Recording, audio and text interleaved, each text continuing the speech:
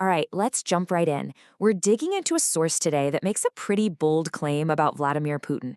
The argument is that his focus isn't just on Ukraine anymore. No, his priorities have totally shifted. He's gearing up for a fight much, much closer to home. So, let me ask you something. Who do you think Vladimir Putin fears most? Like, who is his number one opponent? Is it another country, some powerful world leader? Well, the source we're breaking down today has a really surprising and, frankly, pretty chilling answer. It's Russia, his own country. I mean, think about that. The core idea here is that Putin is now more terrified of the Russian people than he is of any outside enemy. And he's not just worried, he's actively getting ready for a war against them. Okay, so that's a huge claim, right? How does the source back this up? Well, the first big piece of the puzzle they point to is the rise of this incredibly powerful internal army, something called the Rosgvardia, Russia's National Guard. So what is the Rosgvardia? Well, Putin himself created it way back in 2016. On paper, their job is internal security, but really, you can think of them as a personal protection squad for the regime. They're the ones who handle the messy stuff inside Russia, while the regular army is off fighting in other places. And here's where it gets really intense. The source draws a direct and very stark historical parallel. To explain what the Rosgvardia is really for, they compare it to Hitler's SS.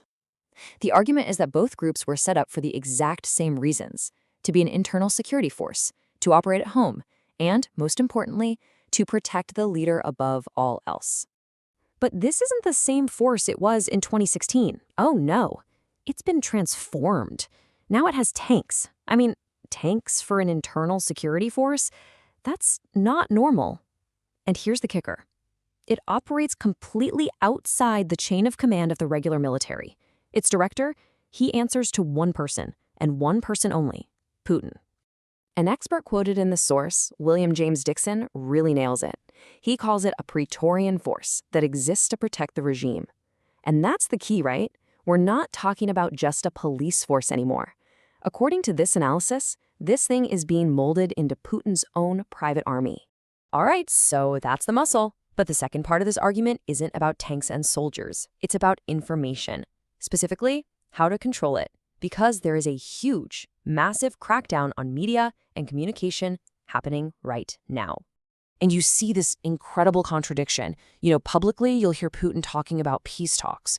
But behind closed doors, the source says his demands are just impossible. He's asking for things like Ukraine just handing over territory. It shows he's not really serious about peace. It's all just for show, to project this image of control. And a huge battlefield for this infowar? The app Telegram.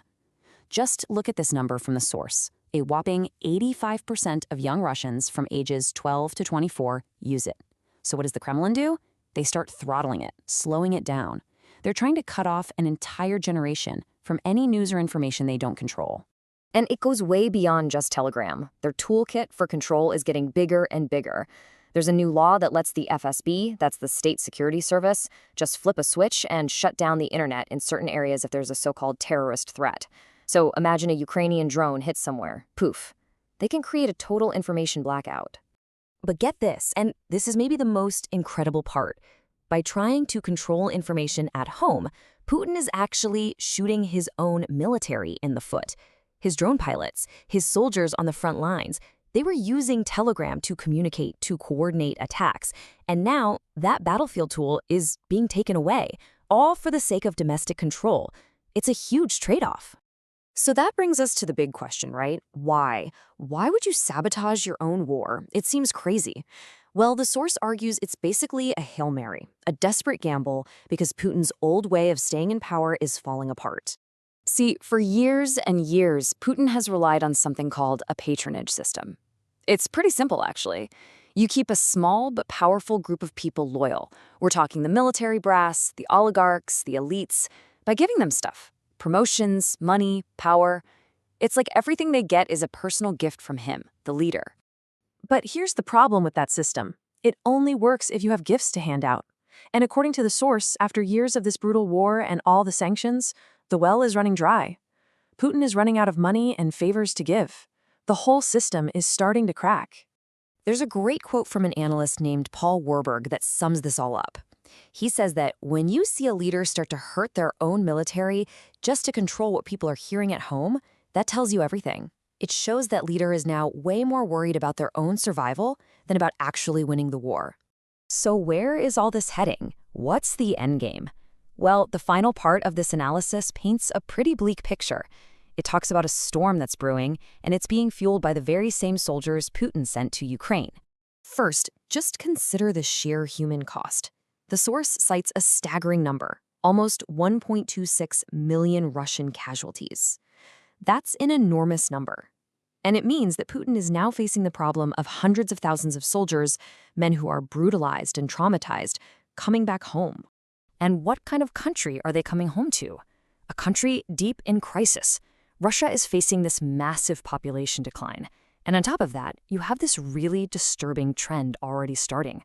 The source points out that 8,000 veterans who've come back have already been convicted of crimes, and that's likely just the tip of the iceberg. So here's the powder keg scenario the source lays out. Step 1, hundreds of thousands of angry, battle-hardened soldiers return. Step 2, they find an economy in shambles and a government that's even more authoritarian than when they left. So step 3, their anger, mixed with the anger of the general public, well, that could be the spark that ignites a huge uprising against the regime. When you boil it all down, the source's conclusion is pretty grim. It's a simple, cold calculation for Putin. It is better to be the king of a ruined country than to risk losing power altogether. So this whole shift, this preparation for a war at home, it's about one thing, and one thing only, his own survival, no matter the cost to Russia. And that leaves us with a final, very heavy question. When you have a leader who is more focused on controlling his own people than fighting an enemy, and you have a population that sees its future just evaporating, is some kind of major conflict, a fight for the very soul of Russia, inevitable? That's really the question this entire analysis leaves us with.